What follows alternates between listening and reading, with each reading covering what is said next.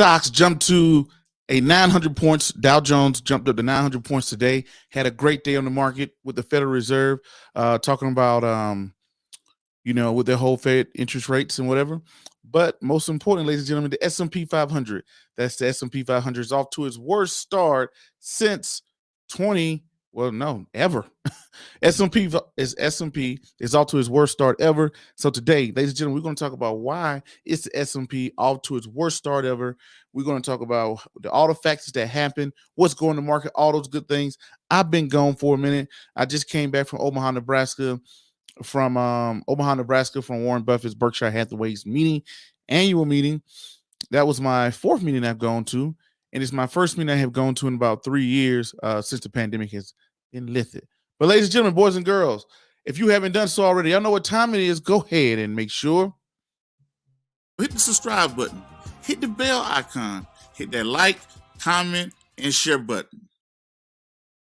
Once again, ladies and gentlemen, boys and girls, and children of all ages, you are now tuned into the Investor Show. As always, this is your gracious host, the Prince of Investing, Prince Dykes, coming to you guys and girls live all the way from the beautiful city and state of Denver, Colorado.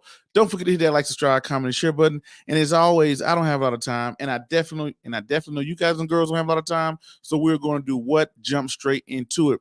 Ladies and gentlemen, what we're going to talk about here today, S&P 500 off to its worst start ever. We're going to look at, I'm going to pull my screen up here. I'll give me 1 second. We're going to look at the S&P 500, even though it had a good day today. But we're going to look at how far they're off. I should already have that data up, but we're going to pull it up. It's all right. We got time tonight. I'm glad to be back. I've been gone for a while, but I'm back in it. Let's talk about it. Here we go. We're going to look up the SPY. Let's look up SPY stock. That'll be an easy one to see. And year to date, ladies and gentlemen, S&P 500. This is the ETF that tracks the S&P 500. S&P 500 is off 10% so far this year, right? Y'all caught the end of that one. Then let's look at the QQQ. Let's see how far it is off, even though it's had a great run today, up 3%. It's off 17%. So the S&P 500 is off 10%. And here we are in May. NASDAQ falling even deeper. I think the NASDAQ is the worst one. It's almost at 18%, sitting at 17.94%. Now the last one, right? Here we go. Let's look at the Dow. I could just did DIA, but it's okay. I typed in Dow Jones. It's okay. We can get the same information. It's all 6.9%. So right here, the Dow Jones is up the most out of everybody, even though it's down almost 7%. It's up the most out of everybody. Then you're followed by the S&P 500 down 10%, and about the NASDAQ coming down to 17.9%. So ladies and gentlemen, across the board, we're not looking that good. The only thing that we're seeing push higher is commodities, and pretty much oil are the only things that's pushing up and doing well. Now, this volatility is very good for day traders, people that like to go in and buy and sell stocks or whatever, but it could be horrible for options, or depending on what type of strategy you use, because you can kill in the volatility with so much volatility. Stocks moving down one day, up one day, down. Is bipolar in the market, but we're slowly on a steady decline. Now, you got to ask yourself, S&P 500. One sure I got this. S&P 500, why are you down so much? Make sure I got this right. S&P 500, why are you down so much? What's going on? And we're going to get into those topics. Why are we having a hard time in the market? I got to ask y'all this question. What are y'all investing in? The Dow Jones is down 6.9%. S&P 500 is down 10%. And the NASDAQ is down 7.94%. All major indexes. Those are the three major indexes that are down. And let's take a look at the Russell 2000. The Russell 2000, these are your small stock companies. Take a look here. Russell 2000. All right. Let's see how far they are down. They're down 14%.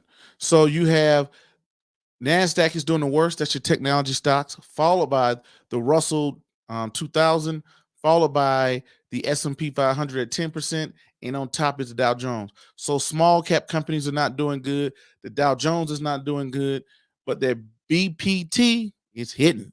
But that's in the oil industry. If you're in oil, if you're in commodities, I think I wrote it down here. You have commodities, they're up 30%. Shout out to those commodities. So you got the commodities, they're up at 30%. Then you got gold is up at 5%, not much. You have cash, cash is up, even though inflation is so high, it's kind of hard to keep things in cash.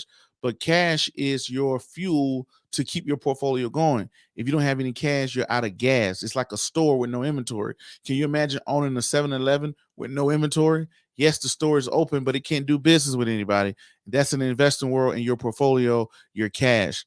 So, with inflation at 8.5%, interest rates going up, things are going crazy. Cash doesn't seem to be the best place, but the cash is doing better than all the major indexes right now because it's not negative. Cash is not negative, even though it may not be high.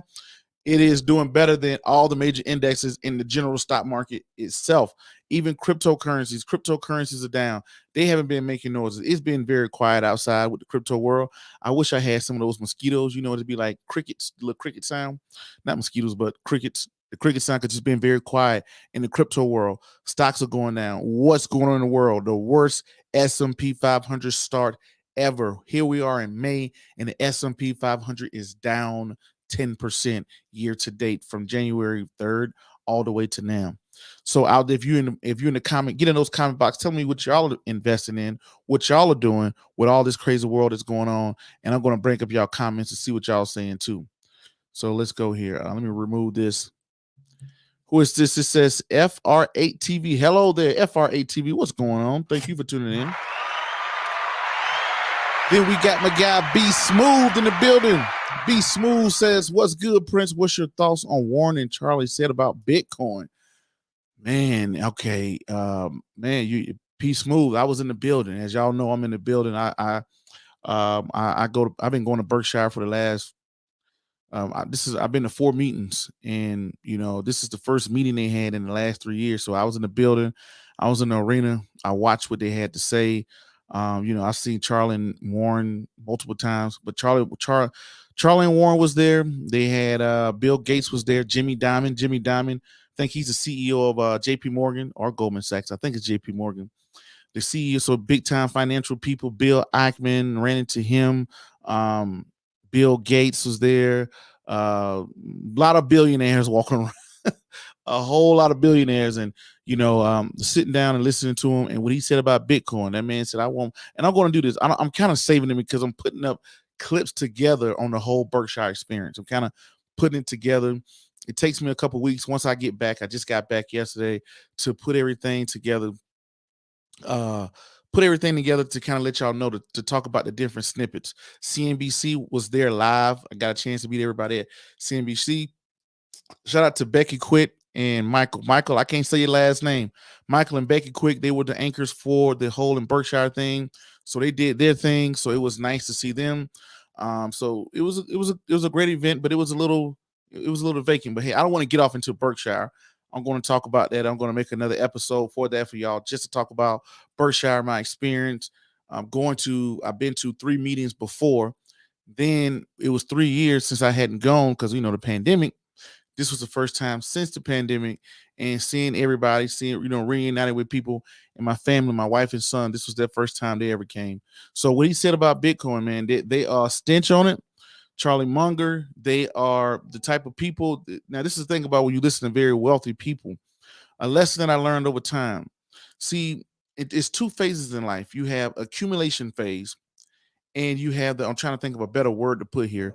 You have a accumulation phase where you're trying to accumulate as much wealth as possible, where you are accumulating, when you in your younger years, if you're in your 20s, you go out, you get your education, you get your credentials, you do your networks, you may start a business, things like that. Then when you get to your late 20s and 30s, this is your accumulation phase. This is when you start to make money. You start to accumulate as much money as humanly possible. Then once you do that in your 30s, your 40s, sometimes people go into their 50s. Some people take it for the rest of their life. But usually around their 50s and 60s, people kind of slack off and they say, "Hey, I've built up a nice nest egg. Now I'm here to give to everybody," right? So now, Prince, where you're going down this rabbit hole, I'm saying this to say, I feel like Charlie and Warren are they're not in the accumulation phase. I think if they was in their young 30s or their young 40s, if they was in their 40s or 30s or 20s, I think they probably will own cryptocurrencies. That would be my guess. But they're people who are making money hand over fist. They're old. they're not going to be as new. They're not going to be as open to a new system because the old system has worked for them and it works wonders. Let's say, for prime example, if you started a business and you was doing extremely well and somebody else wants to come in and change something for you, why would you be open to that? People who have won the game of life, they are not going to be as open to new things as young people. See, when you're young and you are trying to accumulate wealth, you will do anything. You'll try anything. You'll be like, hey, I had a buddy that said crypto. I had a buddy that said this. The downside to that is having too many options is that you end up not doing anything because there's so many things going on. But yeah, Charlie Munger and Warren Buffett said, man, I wouldn't buy all the crypto in the world for $25, right? But guess what? They could flip their switch at any time. They could turn around next year and say, you know what? It might be a value. They feel like it's very dangerous. They feel like it undermines the system. They feel like it hurts. They feel like it undermines the system. They feel like it hurts the Federal Reserve. I mean, nowhere in the world I can see the Federal Reserve, anybody that knows anything about money and finance in America, nobody in their right mind knows that America is not going to put the world currency on top of the world. America is not going to put the world currency into crypto that they don't know and control. If America decide to get to a digital currency, because they believe, like I told people already a million times, the dollar is already digital, right? It's controlled. Yes, we know that. But anytime somebody gets power, it's very hard to get your powers back, right? But yeah, they said they wouldn't buy all the Bitcoin in the world for $25. I think that they're older. They don't. It makes perfect sense. Why do they want to give Bitcoin a try, right? Why? That's something you got to be very careful of, because maybe if there's in their 20s and 30s, they probably would. But old guys, Warren is getting ready to turn 92. Charlie Munger is like 98, getting ready to head to 100. These guys got billions and billions and billions and billions of dollars just flowing to them, from index funds, from insurance companies. They own Geico, they the largest shareholder in Coca-Cola, everything. Why do they want to get out there and try something new?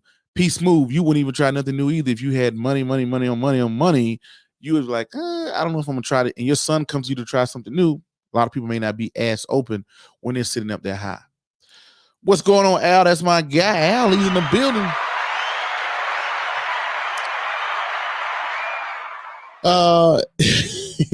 FR8 TV says, SOS praying for a miracle. He said praying for a miracle. Ladies and gentlemen, I'm going to go ahead and tell y'all something right now. When you see the S&P 500 off to its worst start ever, this is an amazing time for an investor, right? Because the S&P 500 is going to be back. We're going to go through these comments, and then I'm going to go back and tell you why we are seeing this. Everybody knows, ladies and gentlemen, in 2008, I was probably, how old I was in 2008? I know it was in my early 20s, maybe like 24, 23, somewhere around there.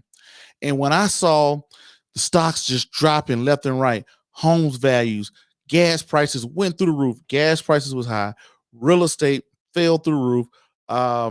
People were losing homes. We was in Afghanistan and Iraq. You had Fortune 500 companies just disappearing off of the map. Lehman Brothers disappeared. Ford filed for bankruptcy. General Motors filed for bankruptcy. I think Bank of America went up for bankruptcy. Never seen it. I was like, man, this is the end of the world. Not knowing this was the best time in the world to buy.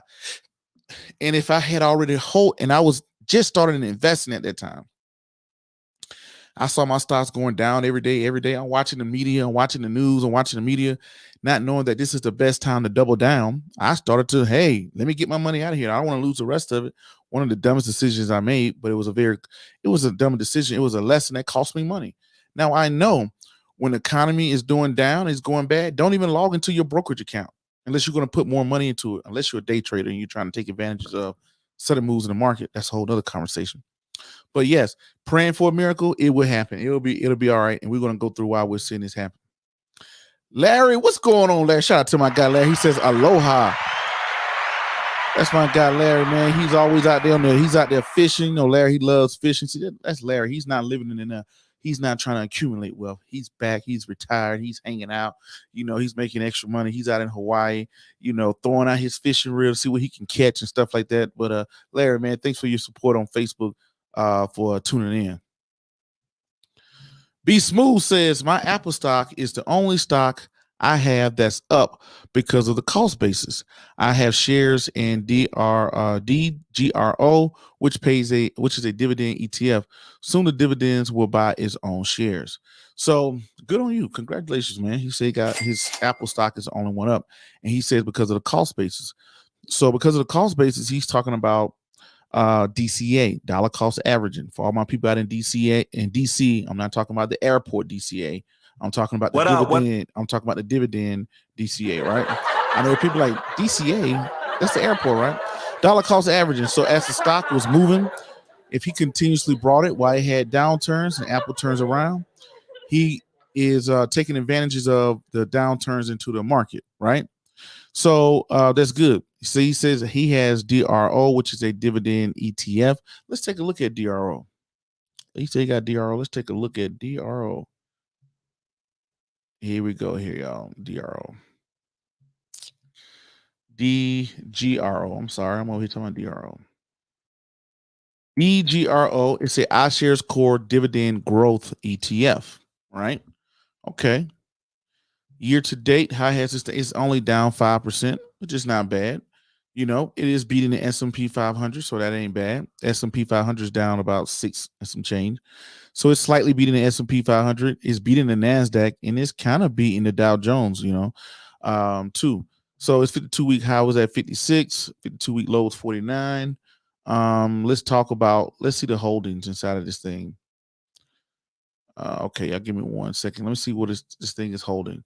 So it's a growth ETF stock. So that's a pretty good combination. You get some growth and you get a cash flow. Now, I'm not very crazy. Let's take it here. I don't know if it has technology stocks. I'm guessing it will probably have technology stocks. Fun facts. Here we go. Right here is on the holdings. So, okay. This thing has Microsoft, Johnson & Johnson, Apple, Pfizer, Procter & Gamble, JP Morgan, American Company, Coca-Cola, Home Depot, and Broadsons. Okay, cool. So now when I look at things like this, let's look at the dividends. So this thing, most of its weight is in Apple, which you already said you own. So let's see, how has this thing performed against Apple, right? DRGO, how has it performed against Apple? DRGO, it is, let's say year to date. Let's take out, it's been a hard year this year. It's down 5.8%. Let's see how Apple has performed year to date.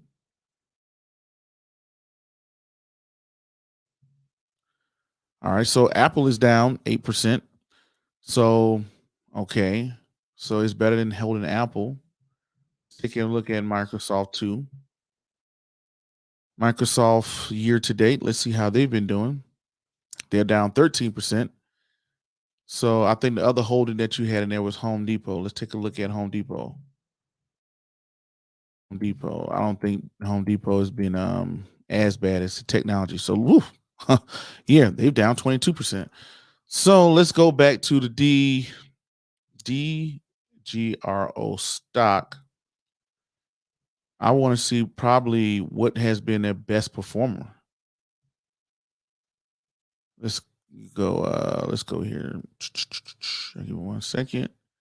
What has been there? So these are growth stocks that's paying a dividend.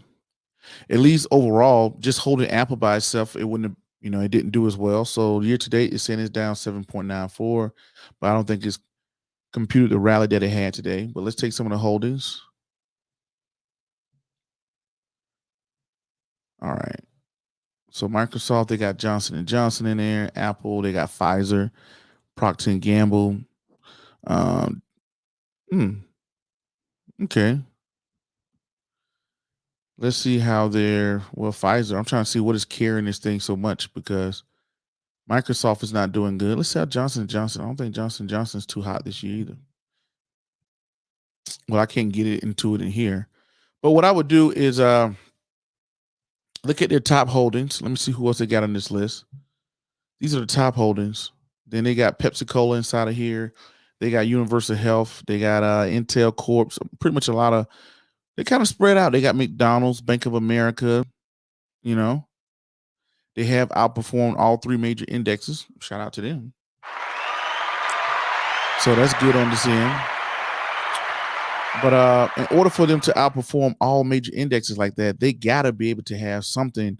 Somebody's in there. P Smooth. I will go inside of DGRO and see who's performing the best, who's carrying this whole thing, because your top weighted ones, Microsoft, Apple, and Home Depot, they're not looking hot at all.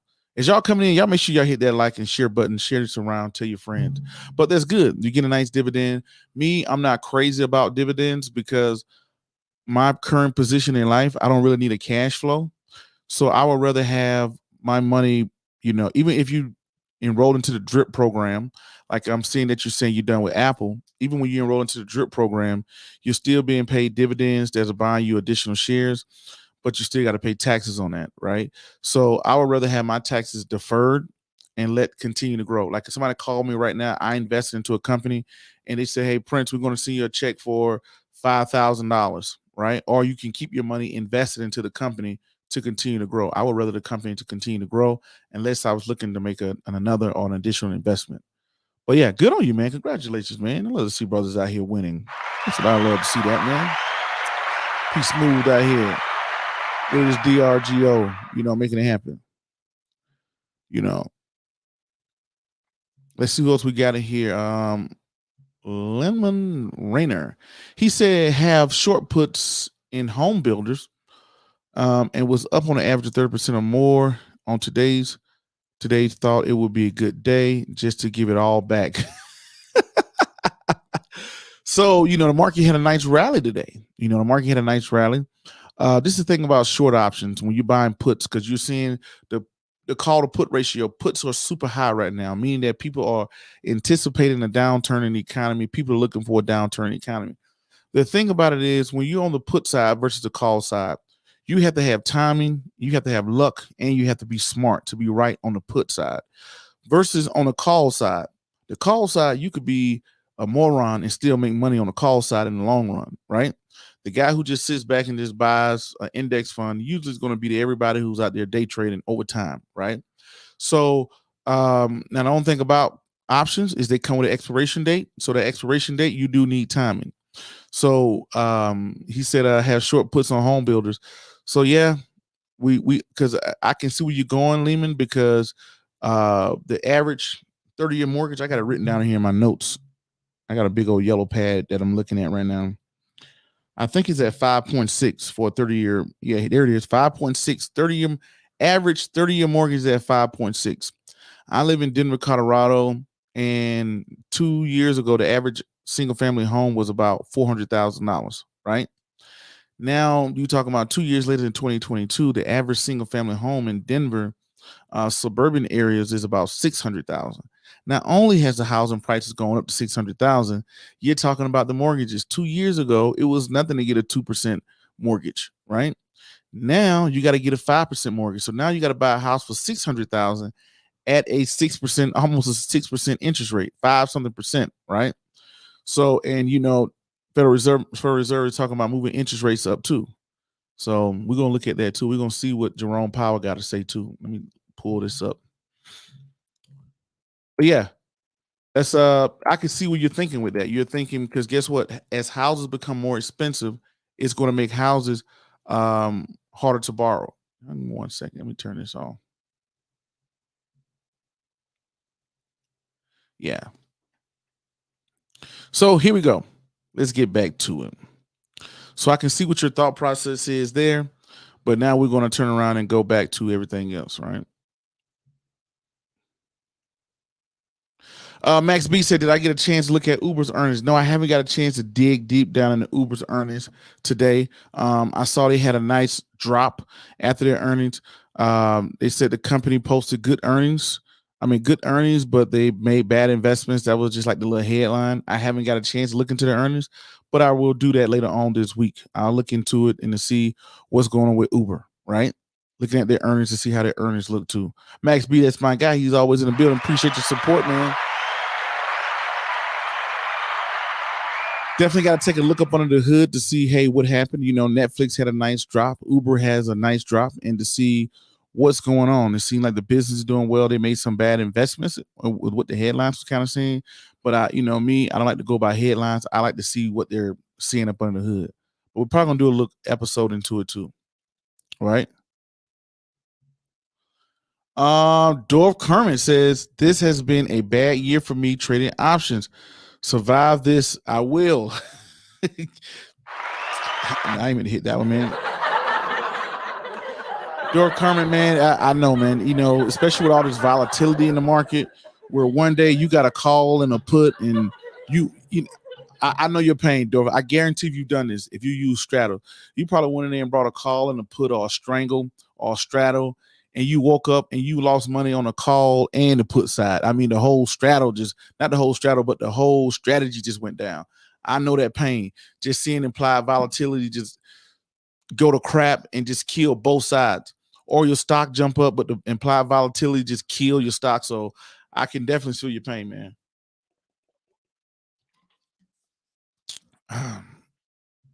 Some pretty good water. It's like one of my favorite waters. So yeah, Max B said I'm taking a beating on Verizon. Yeah, man, that's so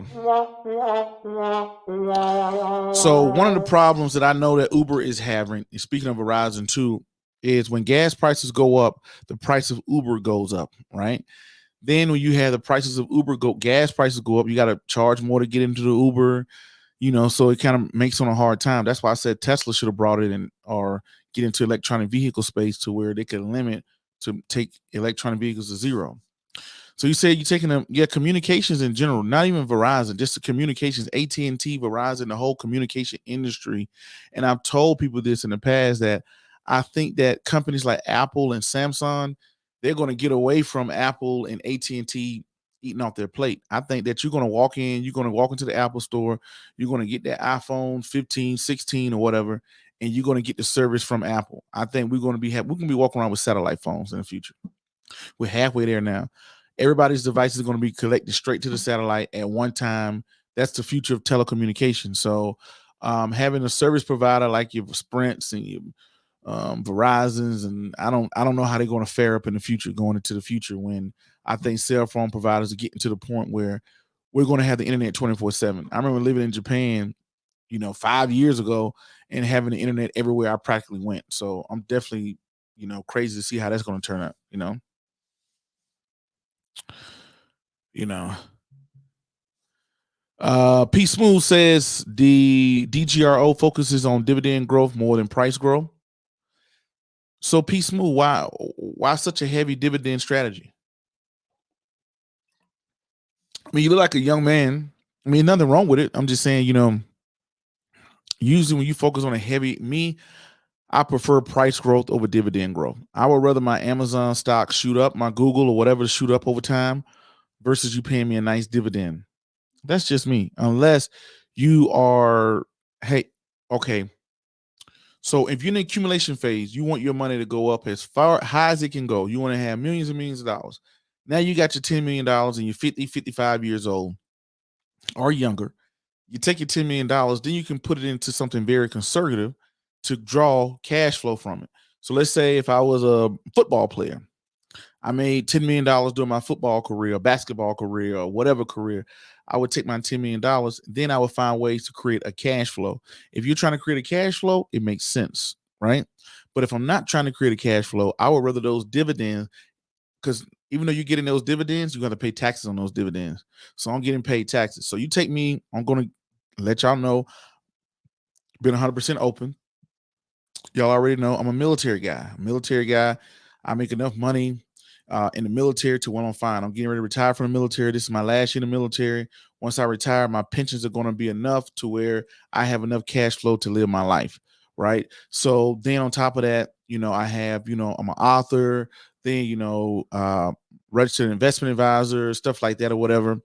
All that's going to be generating passive inflow and income for me. Then I can go out and work a 9 to 5 and pass out, I don't know, smoothies at Jamba Juice and make even more income. So if I make investments, I don't really care about more income coming in.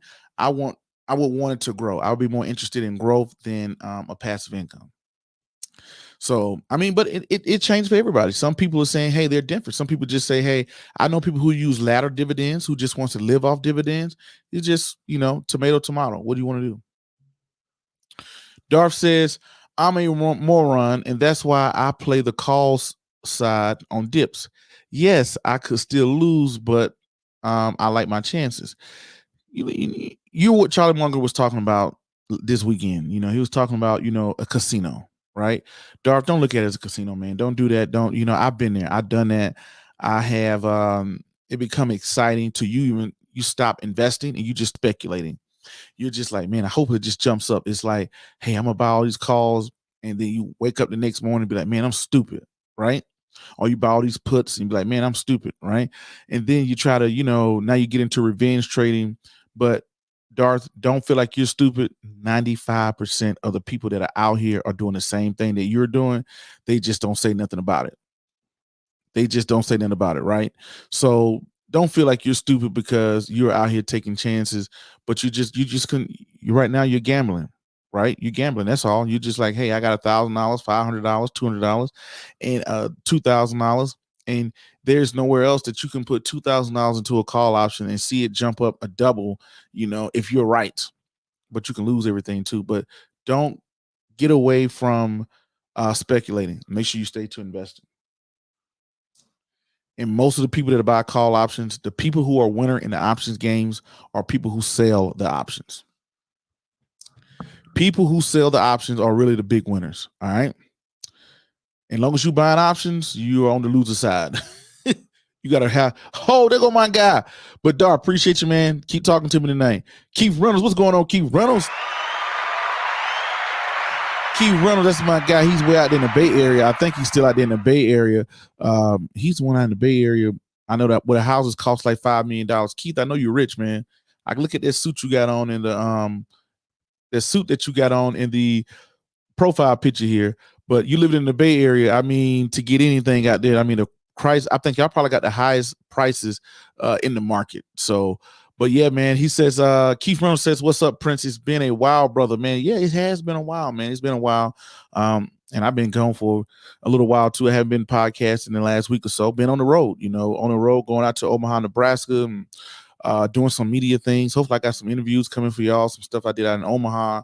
I still got a bunch of pictures. Tomorrow night, I will be at Mission Vale. I think it's Mission Vale Elementary School. I will be there for the school is bringing me in to talk to the parents. So I will be there tomorrow night. So if you're in the Denver Aurora area and, don't show up and stab me or try to tackle me or anything, but like Dave Chappelle out here getting tackled on stage, Will Smith slapping people. I'm like, nah, I don't want none of that.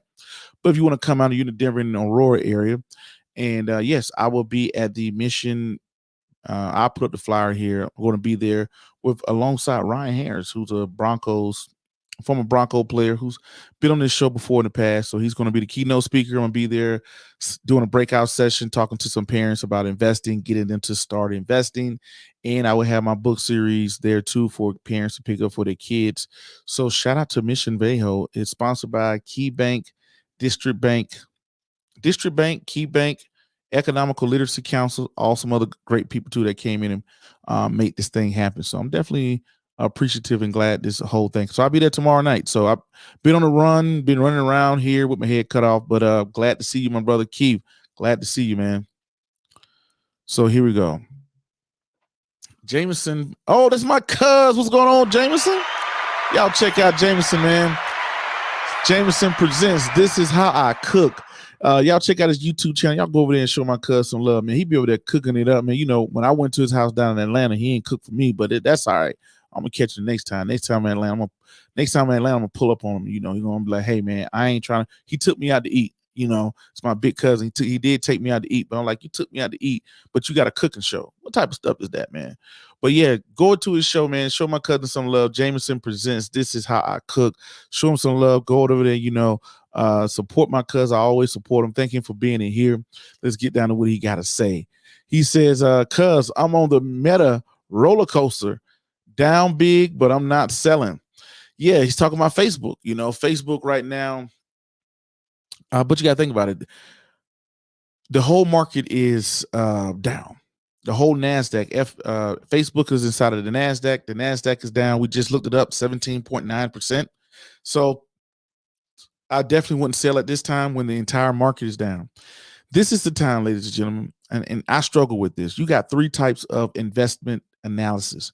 You have fundamental analysis. This is a person who's going to look in the books, look at the PE ratio, like I'm going to do with Uber, right? Then you have the technical analysis. The technical analysis are people who pull up day charts and day trade and say, hey, this is a good time to buy and sell or whatever. Then the other one that people don't discuss that I'm working on every day because I'm a human, behavior analysis. So when you see stocks going down, you feel like a moron, you feel stupid. Like Darth said, man, you feel dumb when you see stocks going down. But when you see your stocks going down, what ends up happening is when your stocks are going down, you feel dumb. When your stocks are going up, you feel smart. So when your stocks are going up, you feel smart, you like to buy more. Stocks are going down, you feel dumb, and you just like to hold on. When it should be the opposite way, to where when the stock is going down, you should know, you should have the common sense and to be smart enough to know, like, hey, I got a good investment. I'm going to buy more of it. Right. So, but guess what? It takes big kahunas to see a stock falling and continue to buy. That's what separates the goods for the greats. The greats are the ones who can go in and look at super duper, look at Uber just getting beat up left and right and just continuously to buy. Watch Netflix fall off the map and buy it, right? It's easy to buy it when it's doing something like Facebook. Facebook had a big rally once it released its earnings, right? I think that was like a week ago. Facebook put out their earnings, stock went up, I don't know, like 15%.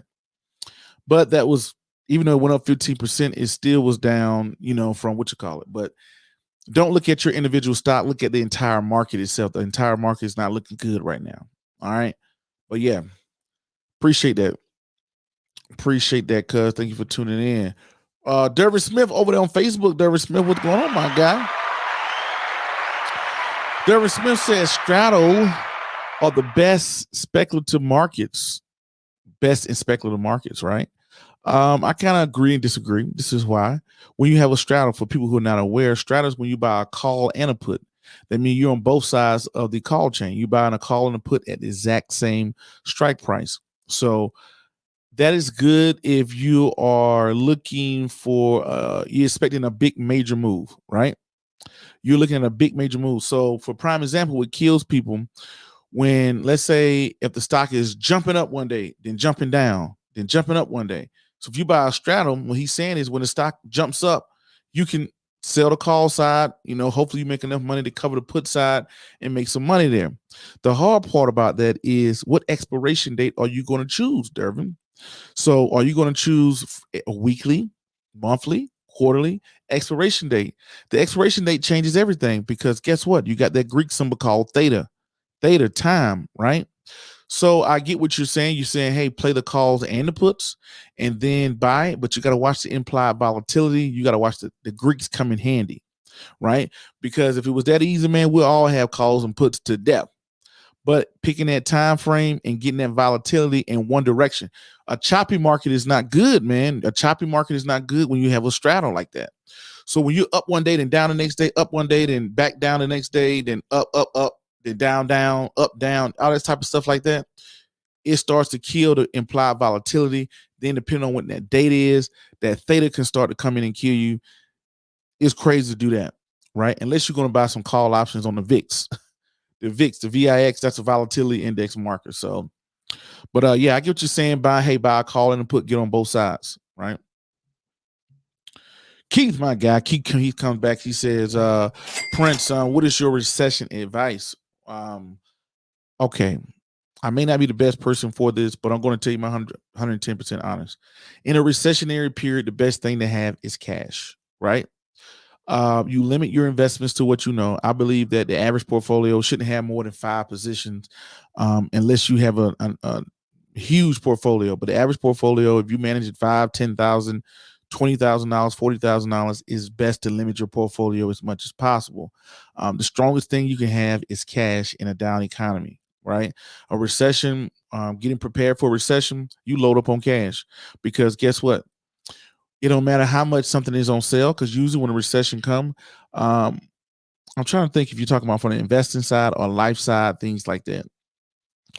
From the investing side, I will say if you're looking at the stock side of the game, you pile up on cash. That's how you prepare for a recession, because that means a lot of things are going to be undervalued and put on sale, right? Now give me 1 second.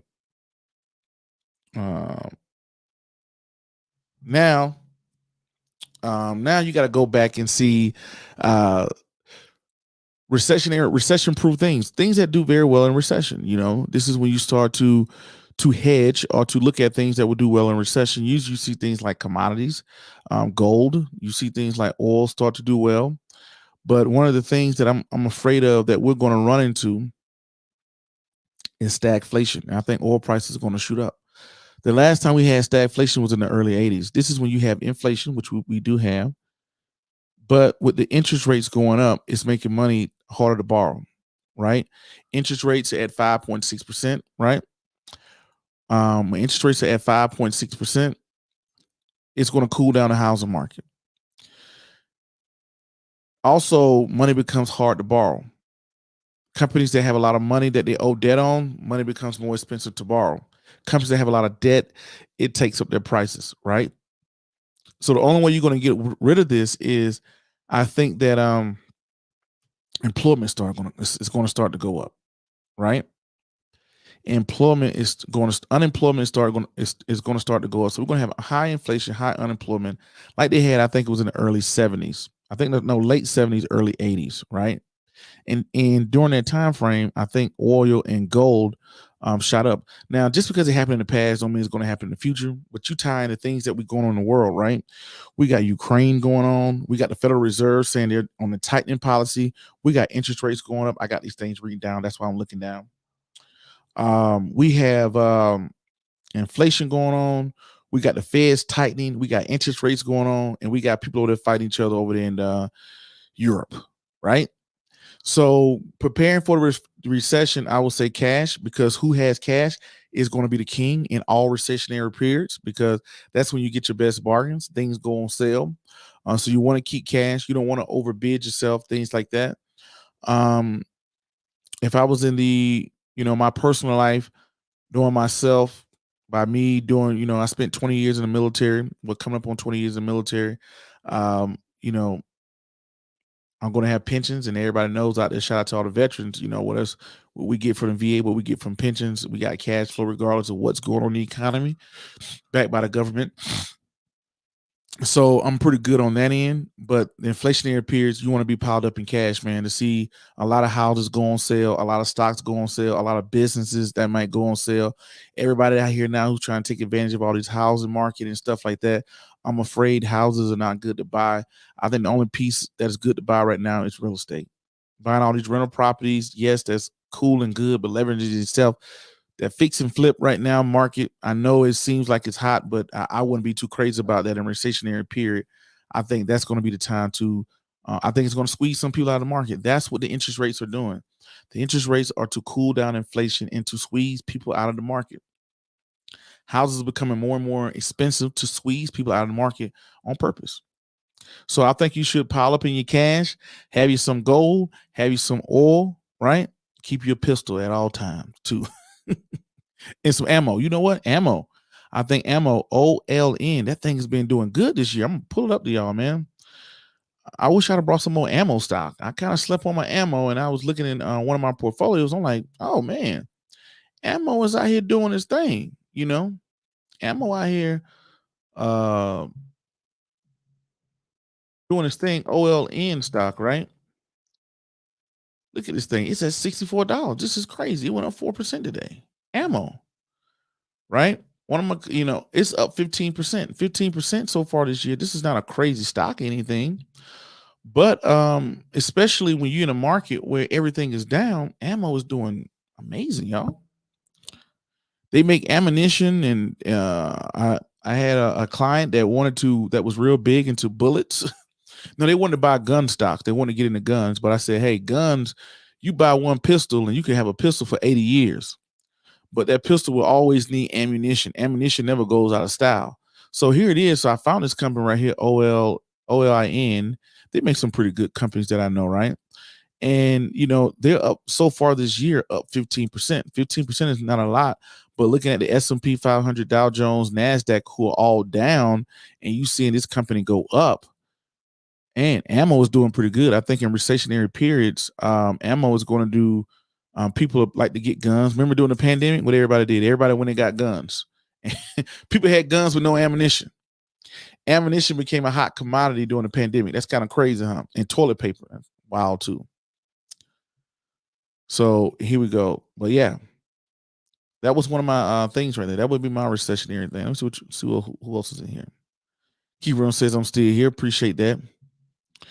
Chewy13 says, hello, what's going on, Chewy? Thank you for tuning in. What city and state you calling in from? You know what I'm saying?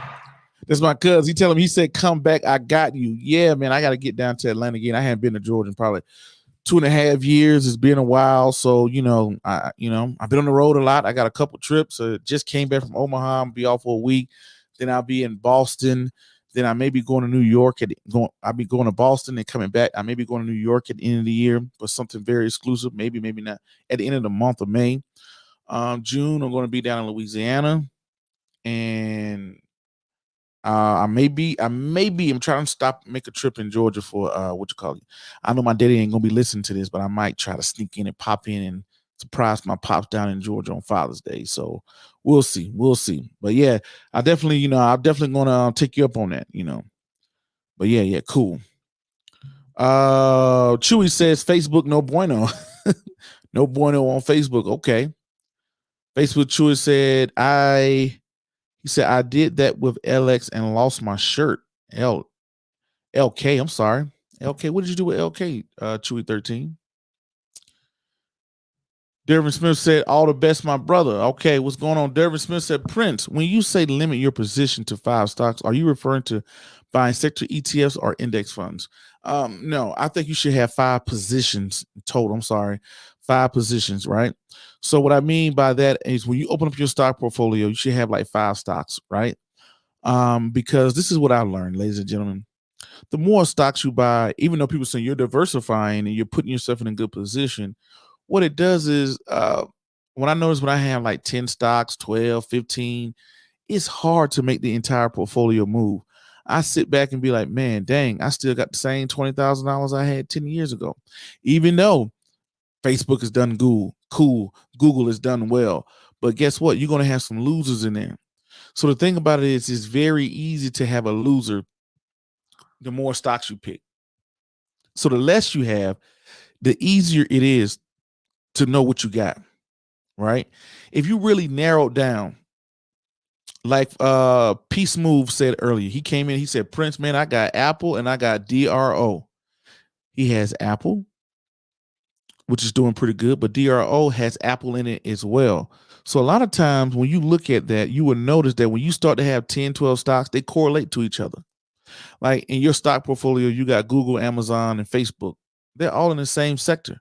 They're all kind of moving in unison with each other. Do you really need to have Google, Amazon, and Facebook? Or can you narrow that down and say, you know what? To cover my technology space, I'm just going to go with Apple.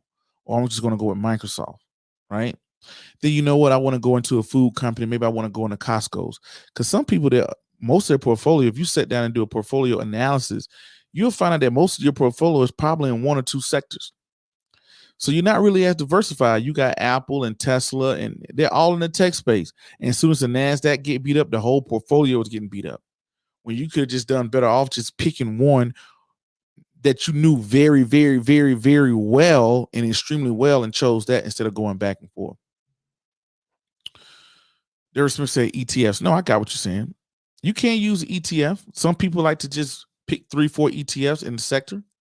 I've seen people use all 11 sectors. They're going and choose communications, materials, technology, real estate, and they just choose all of them. Some people do that and they got all 11 sectors and just roll with them that way.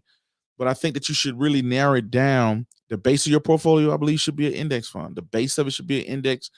Then the core of your portfolio is an index. Then you can kind of go off and pick out some individual stocks that are beating the S&P 500, right?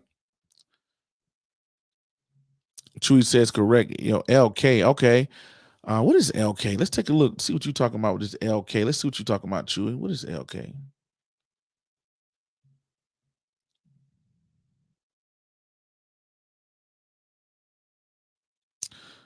Oh, Lucan Coffee. Oh man, coffee company. Oh, it's a pink slip now. Oh, it's an ADR. It's an overseas company. So this company looks like it is out of. Let's take a look at Lucan. I'm thinking this when you're talking about this is the Lucan coffee. Oh, it's at $8 right now. And let's go to his profile. I think where's see if it's out of. Look like it was on an ADR. So usually when you have an ADR, that's an overseas company. It's in the restaurant industry. Yeah, it's a Chinese company. Lucan Coffee is a Chinese company. So yeah, that was a double risk that you had there. Restaurants, overseas, China. Not saying that China is bad or anything, but Lucan Coffee, yeah, that wasn't too hot. Don't know a whole lot about them, but you know, I guess he said he lost his shirt by holding on to it. Let's get it out of here. Let's bring that down.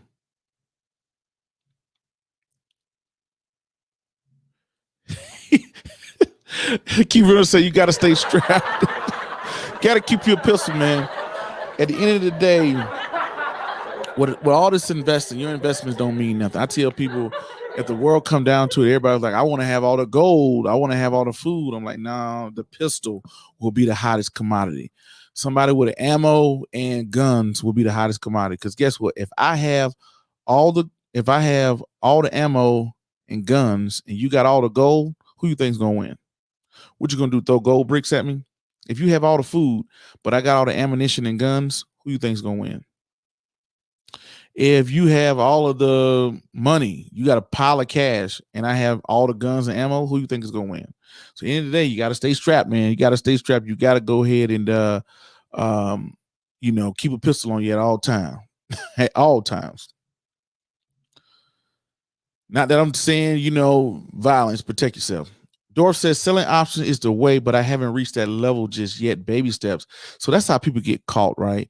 See, selling options is the way to win. That's the people who's going to make all the money.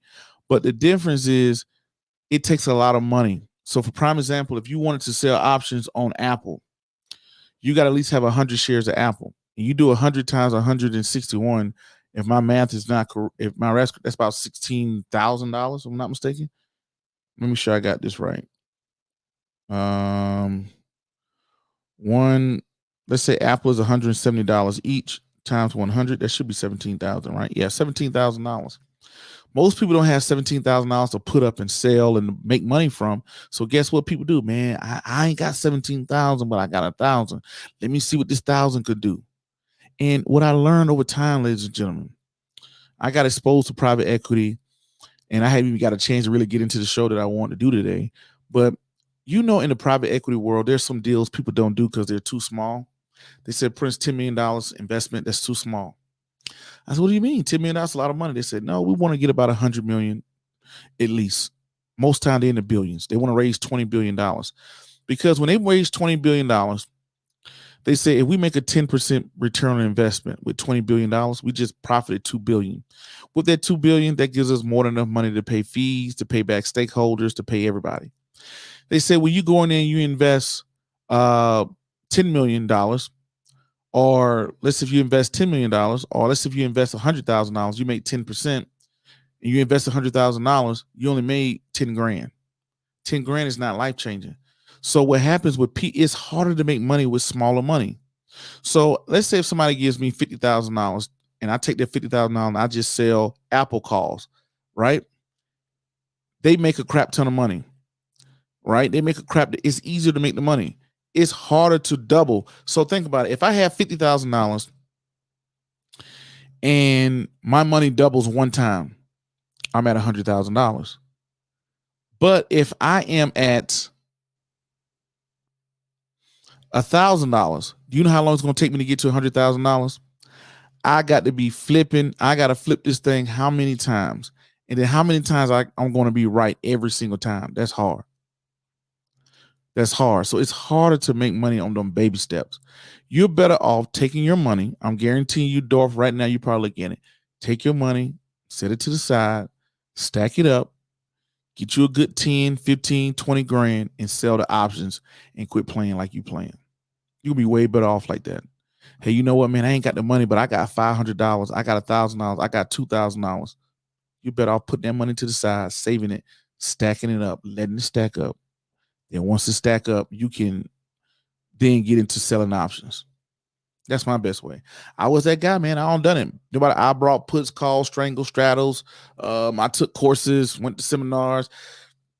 It's okay. Some of it worked, but it's hard to keep that up. If we all can get out there and just trade options, the market will crash tomorrow. Chewy say he's from the Chi-Town, South Side. Okay. South Side Chicago in the building. What's going on, Chewy? I feel you there, bro. Okay. South Side. Okay. I'm a country boy. I don't know a whole lot about Chicago, but I did meet y'all. I can't think of her name. She was y'all city treasurer of Chicago. Melissa Myers, I think her name was Melissa Myers. She's the Chicago city treasurer. She's a cool lady, man. Cool chick. I met her out in Denver. She was out here. We was at a meeting together. So cool lady out of Chicago. She really be holding it down. Shout out to Melissa Conyers, I think his name. Melissa Conyers, that's her name. The treasurer of Chicago. Now, how her political career is going, I don't know. I just know that when I met her, she was cool, dope. I watched her speak, so she's pretty good. You're saying what about POW? POW for ammo. I think that's the ETF. POWW. That's not bad. That's not bad. I think that's something that's going to be very recessionary proof. You know, you look at it, people going to run out, people going to get guns, people might grab toilet paper, who knows? But I think that, you know, ammo is going to be a hot commodity. You know, because you can have all the guns you want, but if you ain't got no ammo, like Chris Rock made a joke about it way back in the 90s, where he said, if you want to slow down gun violence and drive-bys, raise the price of ammunition. You raise the price of a bullet to $100, you'll see everything's slow down. Sir Henry, Prince, what do you think about SWBI? Let's take a look at it then. Sir Henry, what's going on, Sir Henry, man? Thank you for tuning in. SWBI.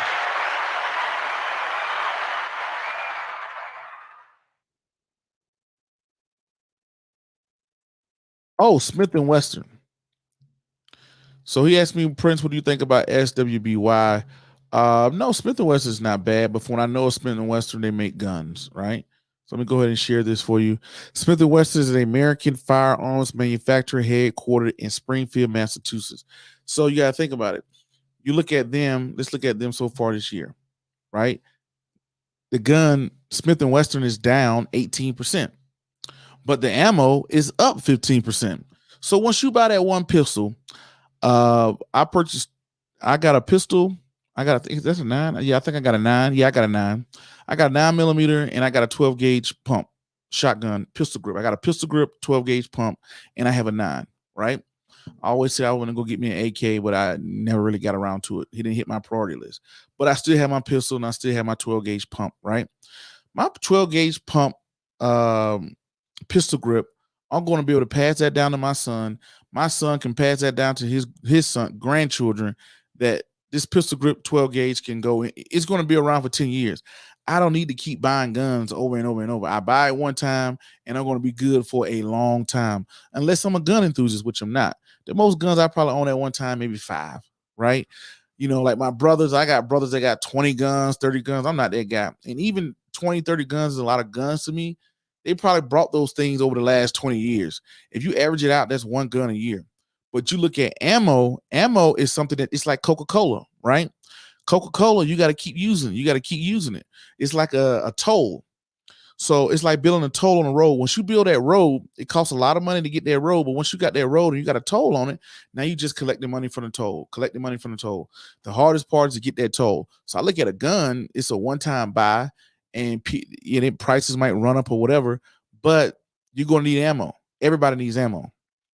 In a 9mm pistol, I don't care who make the bullet. I need the bullet. I'm not that fancy. Some people like the ones that have flares on them. Some people like the ones with flares. Some people like the ones with all type of stuff, you know, but that's not me. Some people like the ones who got flares on them. Some people like the ones who got what you call it? You know, not flares, but flares, hollow points, all that. I'm not too crazy about all that stuff. But hey, Smith & Wesson, you can see, look at it. Look at the numbers. Numbers online is down 18% this year. Versus you look at, you know, ammunition is up so far this year. That's just this year, ladies and gentlemen. And we're looking in the past so far this year. So I would like something that got to be used over and over versus somebody that can buy something one time and be good. Chewy 13 said Luckin Coffin was like a Chinese Starbucks. After an investigation, their numbers were cooked. So LK dropped. Lesson learned. Stick with the U.S. stocks, a little more integrity. I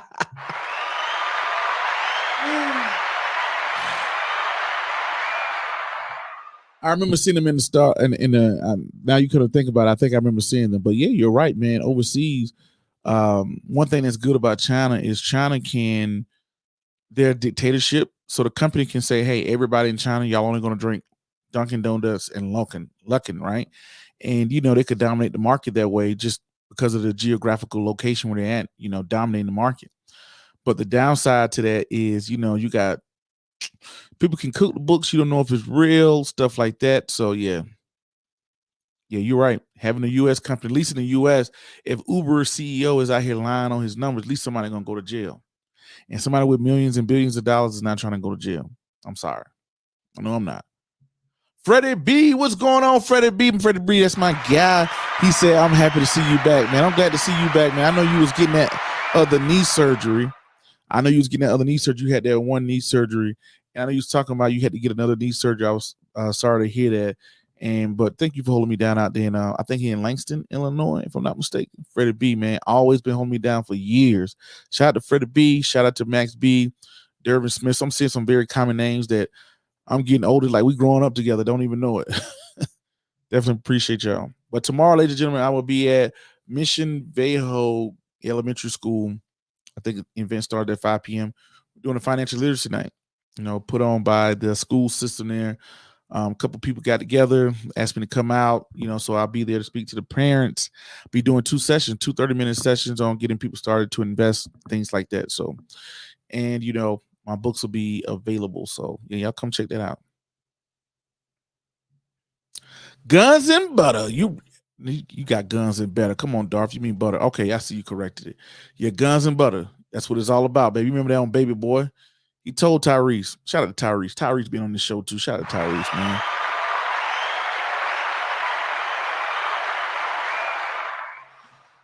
Tyrese is all right. Ford put option sale. Okay, so you're selling puts on Ford. Am I right on that, Serial? I think you're saying.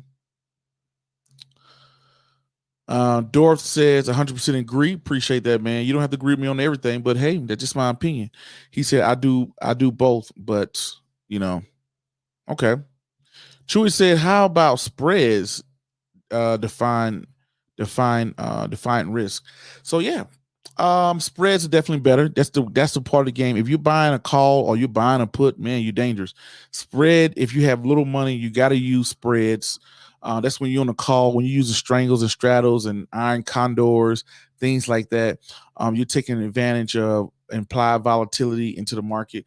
If you got little money, that's the best way. But the best way I would say sell, because you get to hold the stocks and then you get to sell some. So yeah, that's my look on it. But yeah, spreads is a good way too. Chewy 13. Spreads is definitely a good way to kind of limit your risk and to kind of take some advantage of options. Keith Rooney said, I'm a AR guy. You an AR guy, man. You out there in California. I remember one time, I'll tell y'all a quick story. It's kind of funny, man.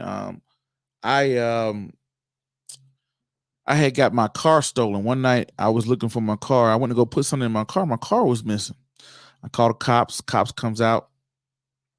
They're looking for my, they tell me, they take a police report and they say, hey, if you see your car, don't come, don't approach it. Right. So I said, man, I've been noticing some suspicious stuff because I lived in a gated community, at that time. I lived in a gated community. I had an apartment. It's probably like 15 years ago. I probably was like 25 or something, like 26. I lived in a gated community. It was a very nice community out there. And everybody know I lived in Point Loma, California, at least back then. It was a pretty nice area. It was a gated area, I never had any problem. I lived there for like 2 years. Right when I'm getting ready to leave, my car comes up missing. So I go out and I do a stakeout in my wife's car. And I got a 9mm pistol on me. I got my pistol on me. And man, it's crazy. That morning, I saw somebody driving my car and parking it. Man, I almost lost my mind. I jumped out my car. I ran up on this person, had the pistol out, everything, right? And the person never saw me coming. I saw them, but they didn't see me coming because I was doing a stakeout. The person turned around. They saw me. They looked like they wanted to try something for a second, but then they took off running. And I was so mad right then and there, but I had on flip-flops. I was going to take off running behind them. But looking back on it, I'm so glad that person took off running, because if they would have came, if you put yourself in a bad situation when you pull a gun on somebody, because you don't know what the mental capacity of that person. First, if that person pull a gun, now you have to shoot them. If they attack you, you got to shoot them. You're not going to put down a gun and fist fight nobody. You're not going to try to sit there and pistol whip somebody and they're trying to throw hands. No, you're not probably going to do. You're going to have to shoot the person. If they go for your gun, you're putting yourself in a bad situation. I'm glad that person took off running. I could tell this probably like a teenager. I'm glad they took off running, because if they didn't take off running, I'd have been in a bad spot, man. I'd have had to shoot them, and that'd have changed the whole course of my life. So wasn't a good thing, but I tell that story because the cops came. They took a report, and they told me, they said, "Hey, Prince, you got a gun?" They was more interested in my gun than me getting my car back, right? And what had happened was, it was a kid. They didn't break the window. They didn't steal anything. My wife had a key to my car, and the key broke off, and they was joyriding. They'd go out at night. The kid would get in the car, go joyride at night, and put it back. That's what he was doing. So he just got caught. But I'm glad, that kid didn't run up on me and try nothing crazy, because I would have had to shoot him, and I'd have shot the kid. Say if I'd have took his life, then I'd have then they would have told me, "Why did you approach your car? You shouldn't approach your car," especially being in California. Man, now in Georgia, man, people live to shoot you if they catch you in their stuff. Where I'm from in Georgia itself, the South, everybody got guns. And they hope they find you on their property so they can shoot you, right? So Keith Reynolds says, "I'm an AR guy, built one 7.6 to 39. He loves it. But you're right, ammo is what people stockpile." Exactly, man. People might have 30 guns, but you can believe they're gonna have 30 tons of ammo. He said Cali legal only. Oh, okay. Oh, Cali legal AR. Okay, AR. Okay, cool. Chewy 13 say that's a crazy story. Yeah, it's a crazy story, man. I've had a crazy life. Not as crazy as some other people, but I've been through some things. But when the cops came in San Diego, they were more interested in me having a gun. They was like, "Where's your license? Where did you get this gun? How much ammo?" And they was taking pictures, and they took fingerprints, and they did the powder residue to make sure I didn't shoot it. So and when that kid was running, man, I wanted to shoot it in the air. I don't know. I was pissed off. You would be pissed off. You catch somebody in your stuff. Come on.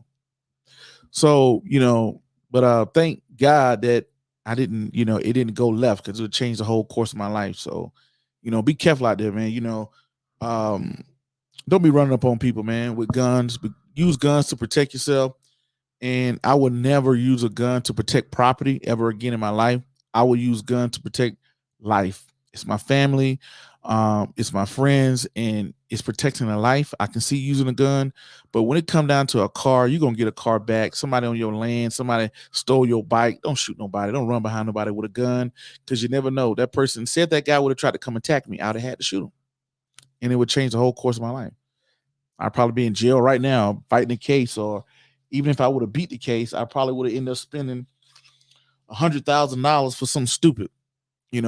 Over at that time I was driving a 2003 Nissan Altima over Altima. You know what I'm saying? So yeah. Durf says, "I see you living out your desk." He said your discus night fantasies. Glad nothing bad happened. Oh, yeah. Okay, I get what you're saying. Definitely glad nothing bad happened, man. I look back on, I get older and I'm wiser. I'm like, man, that could have went bad. You go out there and you think you're going to defend yourself. If somebody's in my house, I get it. Somebody's on your land, but protecting property and stuff. "Oh, you stole my shoes. Let me go get my gun." Man, said that if that guy would have pulled a gun, I would have had to shoot him. If he would have tried to rush me and attack me, I would have had to shoot him. Right? Put myself in a very bad situation. Then I would have went down for murder. Right? And the first thing the cops, they told me the night before, "If you see your car, do not approach it." But my emotions took over. And I had a pistol in my hand. So if you're young, if you're out there listening to this story, I know it ain't got nothing to do with the S&P 500 dropping. But, that's life lessons, man. You get older, you learn things, something I try to tell my son, my nephew, make better life decisions. Oh, Dark Knight. He said, "You live out your Dark Knight fantasy." Yeah, man. I was doing a stakeout, watching out all night. And I remember that. And I remember in California, they was not playing with the guns, man. It was not gun friendly. In Georgia, nobody cares about guns. I think they even passed. I think they just got rid of. You didn't even got to have a permit no more to get a gun. You didn't even got to have a permit to get a gun. You can just go into the Walmart, buy a gun, go home, and get it popping, literally. But that's where I'm from. The South in Georgia, man, everybody got guns. People hunt. They hunt people. They hunt deer. Everybody got guns. They catch you breaking into something, man, that's a show shot they're going to do. But, California is totally different. So when you tell me you got an AR out in Cali, man, it was tough for me to get my guns out in Cali, man. I had to go through a lot of paperwork and wait and fingerprints and background investigation, this, that, or whatever. So totally different in the South, man. You go down to Alabama, like, man, I'm going to go get me a pistol, man. Going to go get a pistol is like going to go get a candy bar, But in Cali, it's a whole process to get guns. So when you say you got an AR out there, that's a little weird. But anyway, ladies and gentlemen, that's going to be my time tonight. I didn't even get a chance to get into some of the things I want to get to. I talked about it, but I didn't really get a chance to talk about it. We're having the worst S&P 500 start off to the year. We're in May. People's portfolios are sucking. You're seeing right now the worst stocks in the S&P 500 is Ukraine. Why we're having this is because we got the Ukraine and Russia situation going on. We got inflation at 8.5%. We got the Federal Reserve raising interest rates and they're tightening, meaning they're spending less money. They're taking money off of the books. So you got all these things going on to cause us to have our worst things go. But we had a nice rally today when the Federal Reserve spoke. That's probably going to be a different video. But yeah, it's been a crazy time, man. Crazy time. Sticking there. This is a great opportunity to start buying some things, catch some things on the value. Things that are doing good right now. Cash is pretty good. Keith asked me, Prince, how would you prepare for the recession? Cash is doing pretty good. Next, you got gold. Gold is at 5% up so far this year, but has nothing on commodities, which is at 30%. And you got oil doing its thing. Y'all know, y'all heard my Uncle James come on here, man. BPT. He's everybody uncle that comes onto this show. And just look at BPT. Look how much BPT is up today. Well, not today, but year to date. You look at BPT, it's at $14 today. Year to date, this thing is up 230 some percent. So you seeing oil doing its thing, commodities doing its thing, and are we on the road to stagflation? So yeah, hopefully y'all got some out of this, man. I definitely enjoyed y'all talking to me. I'm definitely glad to be back. I'm gonna do something with y'all for Berkshire, kind of bring up my 2022 review of Berkshire. I actually was there. I actually was in the arena that I've done 3 or 4 times, with Warren Buffett. People who know my history and story, y'all know that I've been going to Berkshire. I know some people at Berkshire, and actually had a chance to sit down with Mr. Buffett and have dinner with him and all that good stuff too in the past. So it was nice to see him again. Miss Buffett, his wife, did get a chance to see her again. And, good people and, kind of learn some things. But anyway, ladies and gentlemen, that's going to be my time today. Y'all already know what my name is, Prince Dykes. Y'all already know my book series, Wesley Learns. Hold on real quick. Sir Henry threw a question in here. Let's see what Henry got to say. Sir Henry, let's see what you got to say. Sir Henry says, Prince, have you heard of iBond offered 9.7% for the next 6 months? Found out last night and brought some. Is this an ETF? This is a bond ETF? What type of bond is this? iBond. No, I haven't heard. When I think of iBond, I think of an international bond. Paying at 9.72%, it reminds me of a junk bond.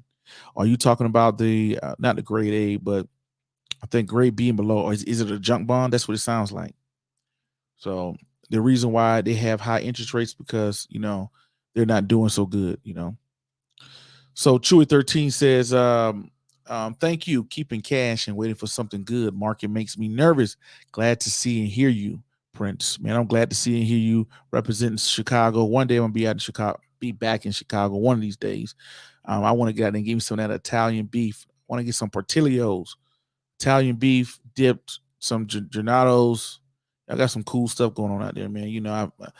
Out there in Chicago. That's kind of funny. Show how much of a fat kid I am. You tell me about Chicago, I'm talking about food. But everybody does that, right? So Treasury Direct Bonds. Okay, Treasury Direct Bonds. I'm pretty sure that sounds like the site. I'm familiar with this site. But at a 9.72% for the next 6 months, iBond, I'll look into that. That sounds like a junk bond. Junk bonds are companies that have very low credit rating and they have a high possibility of defaulting.